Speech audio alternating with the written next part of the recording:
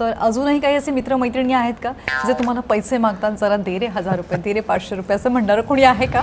एखाद दिवशी आपली पण कंपनी पब्लिक व्हायला पाहिजे, आपला पण शेअर लिस्ट व्हायला पाहिजे आणि ते स्वप्न पूर्ण झालं. आम्ही जेव्हा जाहिराती करणं चालू केलं तेव्हा अशी लोक होती की तुम्ही गेले 50 वर्ष जाहिरात करत नाही आहात, आता गरज का पडली? कोणते पॉईंट्स होते जिथे तुम्हाला फायनान्शियल लॉस झाला आणि त्याला तुम्ही ओव्हरकम केलं? पण ते खूप होते. म्हणजे असं आता आम्ही करताना पोस्टर पीस आणि दुकान पीस वेगळे असं विकायला. पोस्टर पीस दिसायला चांगला दिसतो पण तो ॲक्च्युअल लोक घेऊ शकत नाहीत कारण तो खूप महाग होतो. चुका करणं हे तुमचा हक्कच आहे. वाटतं प्रत्येकाने चुका करायलाच पाहिजेत, त्यातनं शिकायला मिळतं. नमस्कार, मी आहे आरजी शोशो शिनाली आणि आज माझ्यासोबत आहे कमाल पर्सनॅलिटी. ते धाडसी आहेत, प्रयोगशील आहे, विजनरी आहेत आणि त्यांनी आपला कौटुंबिक व्यवसायाची जी परंपरा आहे ती जपत आधुनिक युगात यशस्वी नेतृत्वाचं एक उत्तम उदाहरण आहे. सौरभ गाडगीळ सर आहेत आपल्यासोबत, chairman and managing director of PNG jewellers limited. आणि त्याचबरोबर त्यांचं आता खूप खूप स्वागत आणि त्याबाबतीत अभिनंदन करूयात. 192 वर्ष जुन्या कंपनीच्या IPOद्वारे ते आता अब्जाधीशांमध्ये त्यांचा समावेश झालेला आहे. सर, या हिस्टॉरिक सक्सेससाठी खूप खूप अभिनंदन. खूप खूप धन्यवाद. थँक्यू. आणि खूप छान वाटतंय तुम्हाला भेटल्यानंतर, बिकॉज ज्या पद्धतीची तुमची जर्नी आम्ही बघत आहोत तर ही खूप इन्स्पायरिंग आहे. अनेक यंगस्टर्स जे बिझनेस या क्षेत्रात येत आहेत आणि आपण रिस्क घेतली पाहिजे, तर ही गोष्ट नक्कीच तुमच्याकडून शिकण्यासारखी आहे. थँक्यू. सगळ्यात आधी मला जाणून घ्यायचं आहे, अब्जाधीशांच्या क्लबमध्ये तुमचा समावेश झालेला आहे, तर अजूनही काही असे मित्रमैत्रिणी आहेत का जे तुम्हाला पैसे मागतात, जरा दे रे 1000 रुपये, दे रे 500 रुपये असं म्हणणारं कोणी आहे का तुमच्या लाईफमध्ये? हा फक्त आकडा आहे. सगळ्यात आनंद होतो की आपलं स्वप्न आहे ते पूर्ण झालं.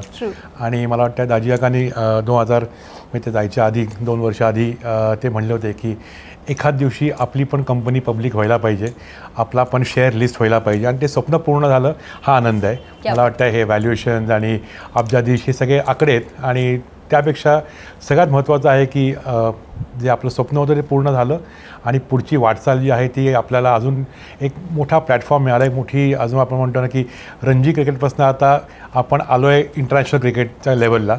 सो तो आनंद वाटतो, तो उत्साह वाटतो आणि ते एक नवीन आपण आव्हान समोर आहे, नवीन चॅलेंजेस समोर आहेत आणि नवीन उत्साह पण त्याबरोबर आहे. कारण नेहमीच आपण म्हणतो की एक पाऊल पुढे गेल्यावरती मागे न बघता आता पुढलं पाऊल काय असणार आहे ह्याच्याकडे आपण लक्ष द्यायला पाहिजे आणि त्याकडे आपण प्रयत्न करायला पाहिजेत. ॲब्सोल्युटली. फॅमिली जनरेशन आहे, 6वी पिढी आहे तुमची या क्षेत्रामध्ये. मला असं वाटतं की तुम्ही ज्या पद्धतीचं शिक्षण तर घेतलेलं आहेच, पण RBI मधली इंटर्नशिप मला असं वाटतं की हा तुमच्या आयुष्यातला एक टर्निंग पॉईंट असू शकतो. बऱ्याच अर्थाने. कारण मी जेव्हा MBAचं पहिल्या वर्षी मी MBA सिम्बॉसिसमधून करत होतो आणि पहिलं वर्ष आल्यानंतर इंटर्नशिपला सगळ्यांनी सांगितलं की तुमचं दुकान आहे, तुम्ही तिथे इंटर्नशिप कर. पण मला एक वाटत होतं की आपण आपल्याकडे न करता कुठेतरी करावं जिथे आपल्याला काहीतरी वेगळं शिकायला मिळेल, ॲट द सेम टाईम त्याचा मला पुढे फायदा होईल आयुष्यामध्ये. त्यावेळेला मी असं काही ठरवलं नव्हतं की मला यात व्यवसाय यायचा आहे, कारण घरनं प्रेशर काही नव्हतं. मी फ्री होतो काही करण्यासाठी. पण RBIमध्ये मला संधी मिळाली इंटर्नशिप करायची. मी जवळ 2.5 महिन्या मुंबईला त्याला राहायला होतो. म्हणजे आम्ही त्याला आमची छोटी खोली होती गिरगावमध्ये, मी त्या खोलीत राहायचो. आणि गिरगाव टू चर्नी रोड मी लोकलनी जायचो, मग तिकडनं RBIला जायचो. त्यावेळेला RBIमध्ये मला अजून आठवतं आहे की आम्हाला मील कुपन मिळायचे आणि 3 रुपये व्हेज आणि 5 रुपये नॉनव्हेज असं त्यावेळेला दुपारी जेवण होतं. पण तो विषय तुम्हाला जे मिळाला तो विषय होता study of future gold markets. त्याला इंडियात फ्युचर गोल्ड मार्केट नव्हतं, फक्त स्पॉट गोल्ड मार्केट होतं, जे आता MCX आपण जे बघतो आणि लोक आता MCXवरती एवढा व्यवहार करत आहेत ते त्याला नव्हतं. त्यामुळे इंडियात फ्युचर मार्केट होऊ शकेल का आणि मग ते करण्यासाठी काय करायला पाहिजे. मग लंडनचं मार्केट, न्यूयॉर्कचं मार्केट ह्याच्यावरती स्टडी करणं, एक रिपोर्ट तयार करणं आणि त्यासाठी मला RBI असल्यामुळे तिकडले गव्हर्नमेंटमधले बरेचसे त्यावेळेसचे policy makers, decision makers, analyst या लोकांशी मीटिंग करता आली, त्या लोकांना भेटता आलं, बरेच रिपोर्ट्स वाचता आले. त्यामुळे ते 2.5-3 महिने मला खूप मी म्हणतो की एक खूप अर्थाने होते मेमोरेबल, खूप अर्थाने होते एज्युकेटिव्ह आणि आय ओपनर की इंडस्ट्री आपली आत्ता कुठे आणि पुढे काय करू शकते इंडस्ट्री, आपण पुढे किती जाऊ शकतो हे त्यातनं मला वाटतं शिकायला मिळालं, त्यातनं अनुभवायला मिळालं. आणि परत घरनं पहिल्यांदाच एकटा राहतो आहे, 2.5 महिने मुंबईला राहतो आहे, तर इंडिपेंडन्सी पण वेगळा अनुभव होता. आणि एका चांगल्या वातावरणात चांगल्या लोकांबरोबर असल्यामुळे मला वाटतं आहे की तो एक एका अर्थाने टर्निंग पॉईंट म्हणता येईल. कुठे ना कुठेतरी आपल्याला ते जे हवं ते वातावरण तिकडे निर्माण झालं होतं. एक प्रकारचं आपण लाईफमध्ये जे गोल ठेवत असतो किंवा आपण म्हणतो की हे टार्गेट जर असेल तर आपण त्या दिशेने जाण्यासाठी काय करायला पाहिजे याची कुठे ना कुठेतरी तुम्हाला तिकडे ते बऱ्याच गोष्टी शिकायला मिळाल्या असेल. राईट. सौरभजी, तुम्ही नॅशनल लेवल चेस प्लेयर आहात, राईट. तर मग कधी वाटलं नाही का की तिकडे पण आपण काही करू शकतो, करायला पाहिजे? तेच जे म्हटलं, जेव्हा माझं काय करायचं आयुष्यात, मी खरं चेस खेळायला लागलो 5वी-6वी मध्ये असताना. आणि ते पण मी असंच आईशी घरी खेळत होतो चेस. एकदा 4थीत का 5वीत असताना सुट्ट्यांमध्ये, आणि मग मला त्याला आवड लागली. मग मी क्लास लावला, चेस शिकायला लागलो. त्यातले माझे मित्र झाले. मला सगळ्यात पहिला चेसचा मित्र म्हणजे अभिजित कुंटे, जो ग्रँड मास्टर आहे. मग चंद्रशेखर गोखले माझ्यावर होता. आम्ही तिघं कॉलेजला एकत्र होतो. आम्ही त्या तिघं नॅशनल कॉलेज चॅम्पियनशिप जिंकलो होतो आम्ही. आणि त्याला मी चेस रेग्युलरली खेळायचो. म्हणजे मी 10वीपर्यंत 11वीपर्यंत चेस रेग्युलरली खेळायचो. मी स्टेटला, नॅशनलला खेळायचो. महाराष्ट्राकडनं खेळलो आहे. आणि मला चेसमुळे असं नंतर लक्षात आलं की आपण चेसमध्ये विचार करताना फक्त आपण काय खेळणार हा विचार करत नाही, आपला ऑपोनंट काय विचार करतोय, आपण स्ट्रॅटेजी काय आहे ह्याचा विचार जास्ती केला जातो.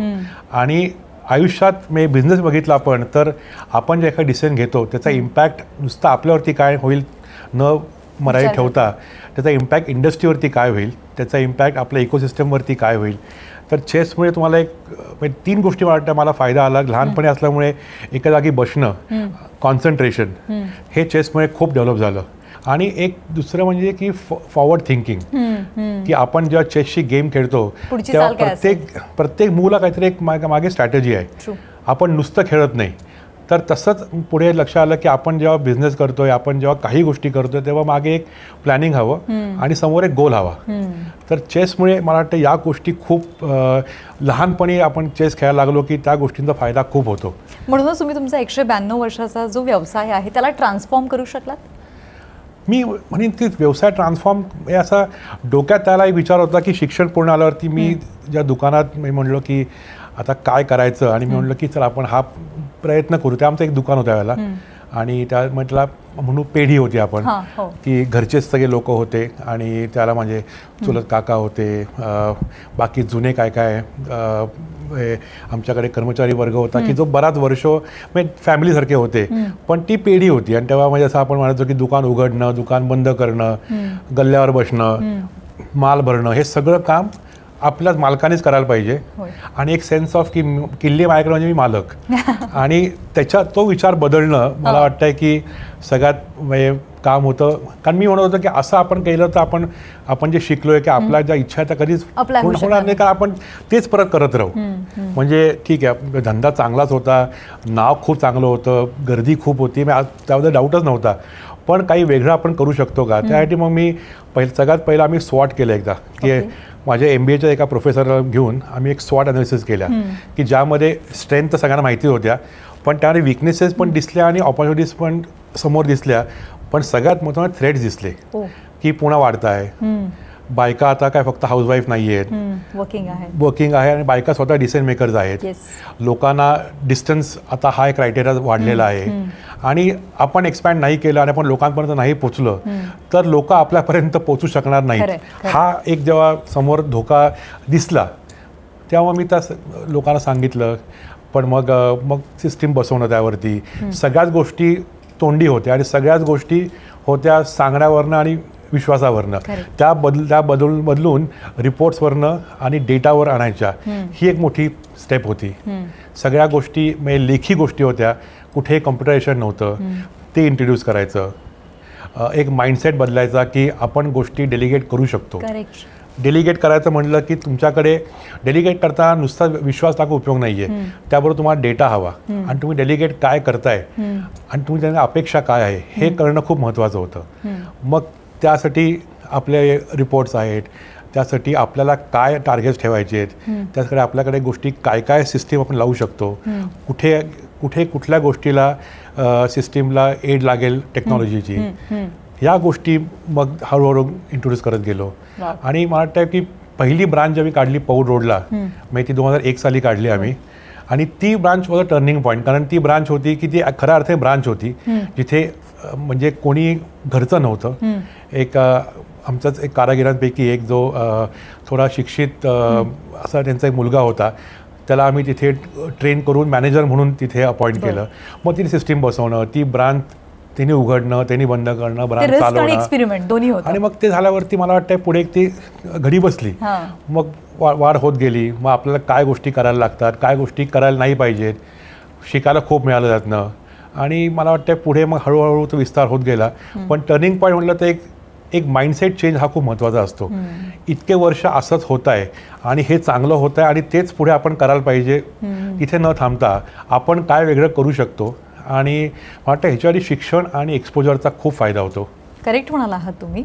आणि मी जर म्हटलं नाही की विजनरी हा शब्द एकदम परफेक्ट आहे तुमच्यासाठी, की नाही आपण पुढे काय होऊ शकतं याचा विचार करून त्या पद्धतीने पावलं उचलायला पाहिजे. मला वाटतं विजनरी खूप असतात, पण विजनरी लोकांमध्ये विजन आणि ते करायची म्हणजे आपण म्हणतो एक धमक आणि एक रिस्क या गोष्टी एकत्र यायला पाहिजेत. खूप लोकांना अशी मनात इच्छा असते की मला हे करायचं आहे, पण ते करायला लोक पाऊल टाकत नाहीत पुढे.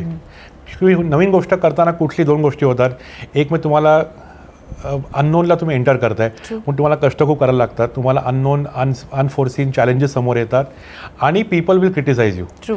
आपण नेहमी बघतो एखादा माणूस नवीन काय करताना खूप लोक असतात जी तुम्हाला सपोर्ट करतात, पण अनेक लोक असतात की हे ते काय गरजच नाहीये, हे कशाला करताय. म्हणजे आम्ही जेव्हा जाहिराती करणं चालू केलं तेव्हा अशी लोक होती की तुम्ही गेले 50 वर्ष जाहिरात करत नाही आहात, आता गरज का पडली. म्हणजे त्यांनी निगेटिव्हली विचार केला की आता गरज का पडली.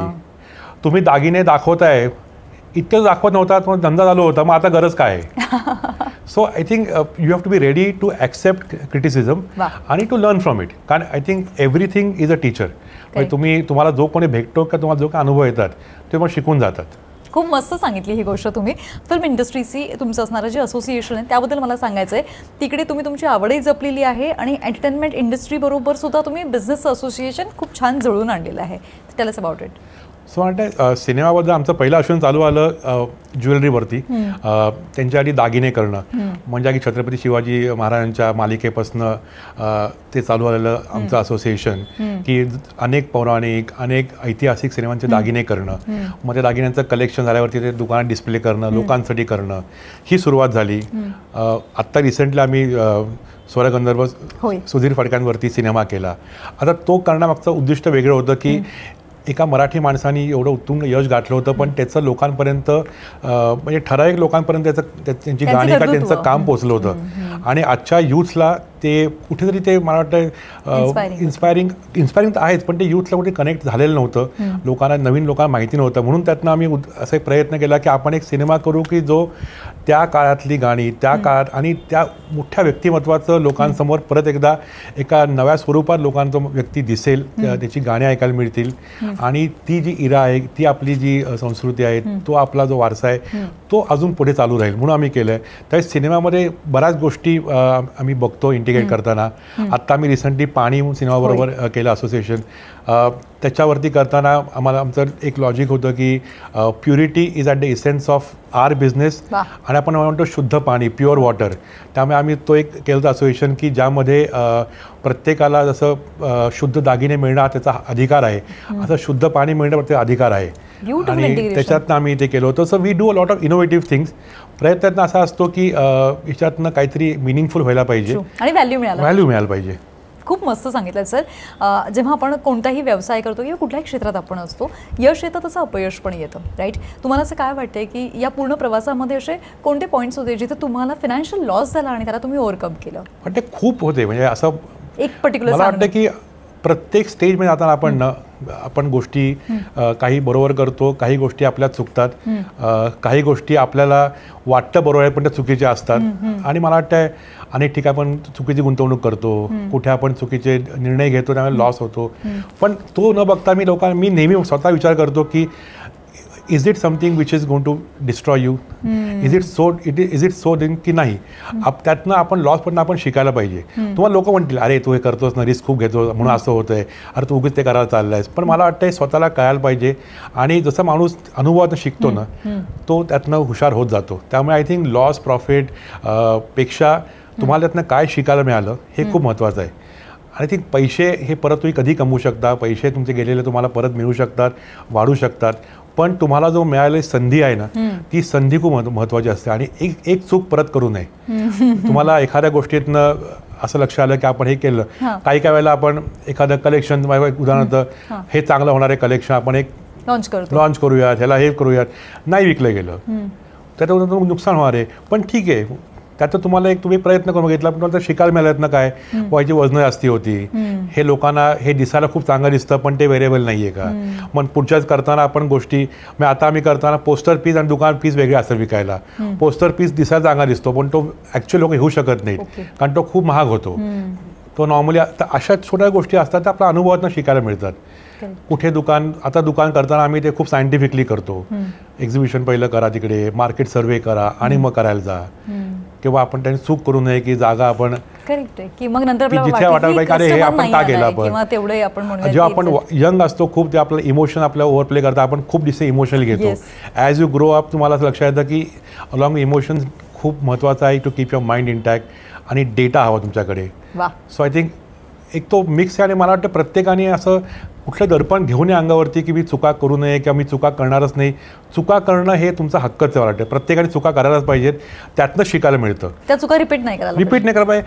ती चूक फक्त करू नये की ती परत चूक रिपीट करायची. खूप छान सांगत आहात सर तुम्ही, आणि मला खात्री आहे की अनेक जे उद्योजक हो पाहत आहेत त्यांच्यासाठी ही गोष्ट फार महत्त्वाची असणार आहे. आता आपण जर बघतोय तर स्टार्टअप कल्चर खूप मोठ्या प्रमाणात दिसतंय आणि बिझनेसमध्ये पण खूप वेगवेगळे बदल झाले. टेक्नॉलॉजीचा वापर पण वाढलेला आहे, डिजिटलचा पण आता एरा आलेला आहे. तर या सगळ्या गोष्टी बघतात तुम्ही बिझनेसच्या दृष्टीने काय विचार करत आहात किंवा कसे पावलं टाकली आहेत? मला वाटतं रिटेलमध्ये आणि कन्झ्युमरमध्ये मॅक्सिमम ट्रान्सफॉर्मेशन होत आहेत. म्हणजे सगळ्या अर्थाने आपण बघितलं आता क्विक कॉमर्स म्हणजे तुमचं आयुष्य बदलून टाकलेलं आहे. पण ह्याचा दुसरा हे होतं की लोकांना पेशन्स कमी होत चालला आहे. So I think everything has pros and cons. पण मला वाटतं आमच्या व्यवसायात बघितलं प्रायमरीली म्हणजे लक्झरी किंवा ज्वेलरीमध्ये तर अजूनही जगभरात सगळीकडे एक टच अँड फीलचं खूप महत्त्व आहे. कारण ज्वेलरी जगभरात कुठेही जात त्यामध्ये इमोशन्स आहेत. म्हणजे नुसतंच महाग आहे म्हणून नाही, पण त्यामध्ये काहीतरी एक भावना आहे की आपण ती भेट म्हणून देतोय कोणाला तरी, आपल्या जवळच्या व्यक्तीला, आपण स्वतःसाठी घेतोय काहीतरी मोठं ओकेजन आहे म्हणून, किंवा लग्न आहे, एंगेजमेंट आहे. त्यामुळे वाटतं ज्वेलरीमध्ये technology will be a aid. बॅकएंडला नेहमी तुमचा एक्सपिरियन्स सोपा करेल. पण ज्वेलरी बाईंग मला अजूनही वाटतं विल बी फिजिकल. पण त्यामध्ये तुमचा जो डिसिजन मेकिंग टाईम आहे तो खूप कमी होत चालला आता टेक्नॉलॉजीमुळे. म्हणजे तुम्हाला घर बसल्या एखादा दागिना कसा दिसेल हे तुम्हाला बघता येत आहे. तुम्हाला डिजिटली अनेक गोष्टी तुम्हाला कॅटलॉग बघता येत आहेत. तुम्हाला गोष्टी तयार करता येतील विथ डिफरंट टूल्स की हा मला नेकलेस हे मिक्स अँड मॅच करायचं आहे कसं दिसेल. सो ऑमनी कॉमर्स हे ज्वेलरीमध्ये होणार आहे की ते आता म्हणतात की यू ब्राउज ऑनलाईन पण बाय ऑफलाईन. आणि हे ज्वेलरीमध्ये आता हळूहळू जाणार आहे की लोक बरंचसं ब्राउझिंग शॉर्टलिस्टिंग ऑनलाईन करतील. का आता येऊन बघितलं आपण कॅरेट लेन किंवा या कंपन्या ज्या प्युअर ऑनलाईन होत्या त्या आता ऑफलाईन आलेल्या आहेत की जी लोक येऊन त्यांना ऑफलाईन एक टच हवा आहे. सो एक फायनल टच आहे तो ऑफलाईन लागणार आहे, पण तुमचं अख्खं डिसिजन मेकिंग ऑनलाईन होऊ शकेल. नक्कीच सर. आता आपण जर पाहिलं तर आपले स्टोर्स आता नवरात्रमध्ये एकाच वेळेस तुम्ही 9 ठिकाणी जे आहे तुमचे स्टोर लॉन्च केलेले आहेत आणि देशात तर आहेत पण विदेशात पण आहे. तर तुम्ही जर पाहिलं असेल तर सध्या काही दिवसांपूर्वी सोशल मीडियावरती प्रचंड ट्रेंडिंग टॉपिक होता जेव्हा लोकांना वाचायला मिळालं होतं की आपल्या US स्टोअरवरती रॉबरी झाली. तर तो इन्सिडेंट तुम्ही कसा हँडल केला और त्यातनं तुमच्यासाठी काय लर्निंग्स होते? US म्हणजे मी ते खरं घडलं होतं त्याला इथे रात्र होती आणि मला पहाटे 5 वाजता 2-3 वेळा मिस कॉल आला म्हणून मी कॉल घेतला की एवढं काय अर्जंट आहे. तर तुम्हाला US चा मॅनेजरचा फोन होता की आत्ताच दुपारी 2 वाजता अशी आर्म रॉबरी झाली. आणि US ला म्हणजे आमचं दुकान जिथे आहे सनीवेलमध्ये सिलिकॉन व्हॅलीमध्ये it is considered one of the safest areas in entire US. कारण तिथे म्हणजे आमच्या एका 2-3 किलोमीटर रेडियसमध्ये गुगल, फेसबुक, ॲपल सगळ्यांची तिथे हेडक्वार्टर्स आहेत आणि तिथे राहणार वर्ग, शिक्षित वर्ग, त्यातली बरीचशी लोक म्हणजे टेकमध्ये काम करणारे लोक आहेत. आणि तिथे अशी दिवसाढवळा रॉबरी होणं म्हणजे ती अख्खी सिटीने हादरली होती. त्याच्या आधी वेगवेगळ्या सिटीजमध्ये अशा रॉबरी 3-4 झाल्या होत्या. पण हा प्रमाण ऐकल्यावरती मग ते व्हिडिओ बघितले आणि आम्ही आमच्या लोकांना आधी सांगितलं होतं की अशा काय रॉबरी झाल्या तर स्टाफनी आज जाऊन स्टाफ रूममध्ये जावं आणि स्वतःचा जीव वाचवावा. कारण जीव सगळ्यात महत्त्वाचा आहे. उद्या बाकी काही होईल न होईल ते नंतर बघून घेऊ. त्यामुळे रॉबरी झाल्यावरती 20-25 लोक दुकानात घुसली आणि त्यांच्या हातात कोयते होते, त्यांच्या हातात नाही वेपन नव्हती काही, त्यांच्या हातात कोयते होते, तलवारी होत्या, अशा म्हणजे शस्त्र होती. काचा फोडून, आणि US ला दुकानात शटर लावता येत नाहीत, मग काचा असतात, त्यांनी काचा फोडून आत मिळाले आणि जवळजवळ 2 मिनटं 20 सेकंदात त्यांनी जेवढं मिळेल तेवढं दुकानातल्या गोष्टी घेऊन ते त्यातनं फरार झाले. 3 मिनटात पोलीस आले. आपण जसं सिनेमात बघतो की आपण बटन दाबलं तिकडचं की पोलीस येतात, तर पोलीस ॲक्च्युली 3 मिनटं आले. त्याच्या आधी हे जस्ट निघाले होते, त्यातले 4-5 लोक सापडले. पण यातनं एक लक्षात आलं की त्यातली तिकडची जी अर्थव्यवस्था आहे आणि तिकडली ओव्हरऑल जी पोलिसांकडे शक्ती आहे, ताकद जी आहे, त्याला खूप लिमिटेशन्स आहेत. आणि अशा गोष्टी झाल्यावरती तिथे बऱ्याच वेळा तुम्हाला इन्शुरन्सवरतीच तुम्हाला डिपेंडंट राहायला लागतं. आणि आमच्या केसमध्ये म्हणजे सगळं इन्शुअर्ड होतं, कॅमेरेज होते, त्यामुळे अख्खी रॉबरी त्यावर कॅप्चर झाली होती. सो आता इन्शुरन्सकडनं तो सगळ्या गोष्टी परत मिळाल्यात त्या. पण तो एक अनुभव होता की त्यातनं शिकायला मिळालं की आपल्याला वाटतं की US सगळ्यात सेफ आहे, असं होणार नाही, असं जगात कुठे काही नसतं आणि कधी कुठे काय होऊ शकेल यातनं हे एक दिसतं आहे. फॉर्च्युनेटली आमचं काही त्यातनं हार्म झाला नाही काही. आणि मग आम्ही सिटीशी बोलून मग त्यातनं आता बाकी मेजर घेतलं की यापुढे असं परत होऊ नये म्हणून.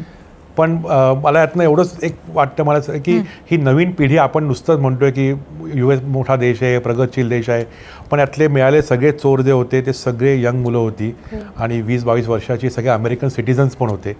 त्यामुळे असं आहे की हे नवीन पिढीला आता काम करायला नको आणि इझी मनी हवं आहे आणि हे चुकीचं आहे. मला वाटतं कुठेतरी ॲज अ सोसायटी आणि आपण सगळ्यांनी मिळून त्याकडे प्रयत्न करायला पाहिजे की लोकांना कष्ट करायचं, लोकांना व्हॅल्यू कळायला पाहिजे.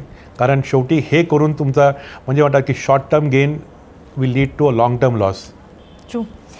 सर, तुमचा हा प्रवास जो आहे तो असाच पुढे चालला पाहिजे असं मला वाटतं आणि खूप आमच्या शुभेच्छा आहेत त्यासाठी. Thank you so much. मला एकच गोष्ट तुमच्याकडनं जाता विचाराविषयी वाटते, कुठली अशी गोष्ट आहे जी तुम्हाला सेल्फ मोटिवेट करत असते, म्हणजे तुम्हाला की मला कोणाचंही काही नाही मिळालं तरी चालेल, पण ही गोष्ट मी स्वतःला सांगत असतो, ज्यामुळे कधीही कुठल्याही पद्धतीने मला लो वाटलं तर हे वाक्य मी स्वतःसाठी म्हणतो, हे गाणं मी ऐकतो किंवा हा विचार मी डोळ्यासमोर आणतो. नाही, अशा खूप गोष्टी मी करतो. पण एक म्हटलं तर मला वाटतं की माझे आजोबा दाजी काय आहेत त्यांचा मी असं मला वाटलं कधी आपल्या आयुष्यात काहीतरी बरोबर घडत नाही आहे किंवा असं खूप आपण कन्फ्युज्ड असू किंवा कधी, तर मी त्यांचा फोटो बघतो आणि नुसतं बघून त्यांना फक्त सांगतो आणि वाटतं बऱ्याच गोष्टी उत्तरं मिळतात. सो आय थिंक, आणि ह्याचं मला मी जेव्हा अजून डीप जाऊन विचार करतो त्या इट्स ऑल ऑफ माइंड, बाकी काही नसतं. आपल्या मनात आपलं मन स्ट्रॉंग असेल तर गोष्टी करून होतात. आणि अनेक चॅलेंज आलेले आहे, अडचणी येतात, पण मला वाटतं माइंड इज एव्हरीथिंग. आणि सगळी माइंड गेम आहे. शेवटी आपलं मन स्ट्रॉंग नसेल तर आपण वीक होतो. आपलं माइंड स्ट्रॉंग असेल आपण गोष्टी स्ट्रॉंगली करू शकतो. So I think a strong mind is what is needed. खूप मस्त आणि खूप छान छान गोष्टी तुमच्याकडनं ऐकायला मिळाल्या आहेत. आणि सौरभ सरांची जी दुसरी बाजू आहे, का तुम्ही यशस्वी आहात, त्याचं उत्तर आज आम्हाला मिळालं आहे. थँक्यू सो मच इतक्या छान कॅन्डिड गप्पा आमच्यासोबत मारल्या त्यासाठी. थँक्यू.